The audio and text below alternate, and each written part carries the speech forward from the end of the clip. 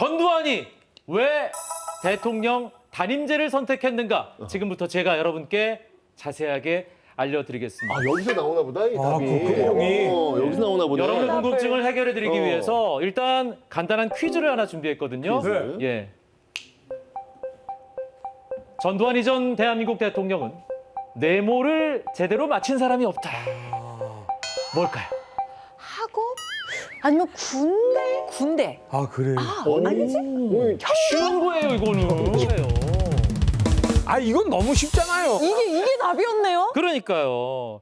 전두환 이전 역대 대한민국 대통령 가운데 임기를 제대로 마친 대통령이 단 한 명도 없었습니다. 임기를 마친 게 아니라 임기가 흘러 넘쳐서 그런 거 아니에요? 자, 그런 착각을 하고 계신 분들을 위해서 지금부터 설명해 드리겠습니다. 먼저 좋습니다. 초대 대통령 이승만 무려 3번의 대통령 임기를 수행했습니다. 그리고 그 사이에 개헌을 2번이나 그렇죠, 두 했죠. 번이었죠. 1952년에 1차 개헌을 하면서 자신에게 유리할 수밖에 없는 대통령 직선제를 도입했고요. 심지어 그때는 한국전쟁 중이었습니다. 그렇죠. 1954년, 야 이거 시험에도 나올 것 같은데 2차 개헌을 하면서 자신에게는 대통령의 1차 중임 조항을 적용하지 않도록 해서 무한 출마가 가능하도록 만들었습니다. 이 개헌안이 통과되기 위해서는 몇 표가 필요했어요? 136표. 136표. 그렇죠. 그런데 수학적으로 따지면 네. 당시 재적의원의 3분의 2는 135.33333333333333이었습니다. 예. 그런데 135표가 나와버린 거예요. 그렇죠. 3분의 2 이상이니까 네. 136인데 안 된 거야. 그래서. 부결됐어요. 그렇죠, 그렇죠. 그런데 무슨 일이 있었습니까? 기적의 수학이 기적의 동원됩니다. 수학. 우리 법 어디에도 이런 경우에 4452하라는 즉 반올림하라는 그런 규정이 없습니다. 없습니다. 그냥 있는 그대로 비교했으면 되는 건데 갑자기 기적의 논리를 갖고 와가지고 그 기준선을 낮춰버린 거죠. 하지만 민심을 온전히 다 얻지는 못했습니다. 그렇죠. 네 번째 대통령을 준비하던 이승만. 때는 1960년 3월 15일. 그 유명한 3.15 부정선거. 그렇죠. 결국 이게 도화선이 돼서 4.19 혁명으로 이승만은 권좌에서 물러나고 맙니다. 자, 그렇게 이승만이 물러나고 다음 대통령은 누굽니까? 윤보선. 윤보선이죠. 그렇죠. 하지만 윤보선 대통령은 임기를 채 2년도 채우지 못하고 역시 자리에서 내려가고 맙니다. 그렇죠. 바로 1961년 5월 16일 박정희 장군이 그렇죠. 띠차를 타고 선글라스를 끼고 5.16 군사정변 이후에 실권을 잡은 박정희 군부 세력의 압박 때문에 윤보선 대통령은 내려가고요.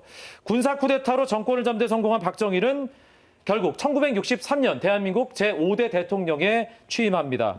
그렇게 권력을 갖게 된 박정희는 총 몇 번의 대통령 임기를 하게 됐을까요? 박정희가 18년간 집권한 건 알겠는데 대통령을 몇 번 했냐는 거는 고민을 안 해봤네. 투표를 안 한 거 아니에요? 아, 근데 생각해보니까 이거를 셀 수가 있는지 싶어요. 그냥 쭉 한 느낌이라서. 길게 한 거. 네, 18년간 한 거. 여러분, 느낌상 한 번. 아니 박정희 정권 18년에 3공화국도 있었고 4공화국도 있었어요. 그렇지. 그러면 쪼개 보세요. 그렇게 쪼개면 모두 5번의 대통령 임기가 나옵니다. 이 5번이나 박정희가 대통령 임기를 할 수 있었던 이유 뭐였을까요? 공화국이 바뀌었잖아요. 그렇지. 개헌 때문입니다. 총 3번의 개헌이 박정희 정권 때 이루어졌는데요. 특히 1969년에 삼선 금지 조항을 철폐하고 맞아요. 3차례 대통령 연임이 가능하도록 했습니다. 그 유명한 삼선 개헌안. 네, 맞습니다. 야, 그래서 이거 왜. 1972년에 지금도 우리가 잘 알고 있는 유신헌법을 공포합니다. 그렇게 제4공화국이 탄생하게 된 거죠. 종신 집권을 할 수 있는 기반을 완벽하게 박정희는 만들게 됩니다. 맞습니다. 직접 선거 조항을 없앴고요. 그렇죠. 통일 주체 국민회의라는 곳에 대의원을 통해서 그러니까 통대를 통해서 대통령을 선출하도록 완전히 선거제도를 바꿔버립니다. 간접 선거 방식으로요. 그리고 간접제. 임기는 4년이 아니라 몇 년? 6년. 6년. 1972년부터 1978년까지 네 번째 임기를 하게 되고요. 우리가 다 알다시피 다섯 번째 임기 중간에 1979년 10월 26일 풍탄에 희생되고 맙니다. 당시 유신헌법 때 전체 유권자 중 91.9%가 투표에 참여해서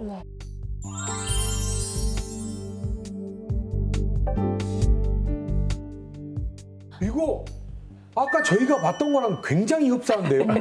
아까 국민 투표한 내용하고 굉장히 흡사한데요? 그럼 이거 지금 보면 굉장히 데자뷰잖아요. 이 박정희를 따라서 전두환도 장기 집권을 할 목표가 있었다고 의심해봐도 되는 걸까요? 가 있었다니까.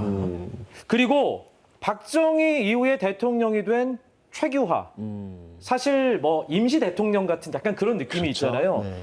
신군부의 압력을 받아서 임기를 채 1년도 채우지 못하고 그만둘 수밖에 맞습니다. 없었습니다. 아, 1년도 못했구나. 우리나라 대통령들 보면 임기가 뭐 아니면 도네요. 길거나 맞아요. 아주 짧거나. 그러네요. 그게 진짜. 이제 권력이 헌법보다 강했기 때문인 것 같아요. 당시 사람들은 임기를 제대로 준수한 사람들을 본 적이 없기 때문에 훗날 전두환이 정말로 단임을 끝내고 정권을 이양했을 때 이렇게 생각했을 수도 있었을 것 같아요. 뭐야, 대통령 정말 한 번만 해도 되는 건가? 낯설다. 정말 대통령이 그리고 임기를 끝까지 채울 수도 있네? 지금은 너무나 당연한 게 네. 그분들에겐 대단히 좀 새로운 경험이었을 것 같습니다. 헌법 위에 군림하려는 권력은 말로가 비참했다. 그렇죠. 정현민 작가님 말씀이 딱 맞습니다. 이승만도 박정희도 자기가 욕심냈던 마지막 임기를 다 채우지 못하고 그렇죠. 권좌에서 맞아요. 물러났으니까요. 사자성어 공부 한번 하겠습니다. 과유불급. 욕심내면 선 넘으면 못한 것만 못하다. 그냥 적당히 하자라는 교훈을 전임 대통령들에게서 전두환은 얻었던 거죠. 바로 위 대통령이 그러니까. 그랬으면 언제 나도 저렇게 될지 모른다라는 불안감이 이 전두환을 휘 감싸 안고 있었을 것 같아요. 그래서 이렇게밖에 할 수 없지 않았을까? 대한민국 헌법 제1조 2항에 이렇게 쓰여 있죠. 대한민국 주권은 국민에게 있고 모든 권력은 국민으로부터 나온다. 1948년 처음 헌법이 만들어졌을 그 당시부터 있었던 문구입니다. 어떤 의도였든 권력이 헌법 위에 군림하려는 시도는, 국민들을 거스르려는 권력자의 시도는 결국은 실패한다는 것을 우리 현대사는 그대로 보여주고 있습니다.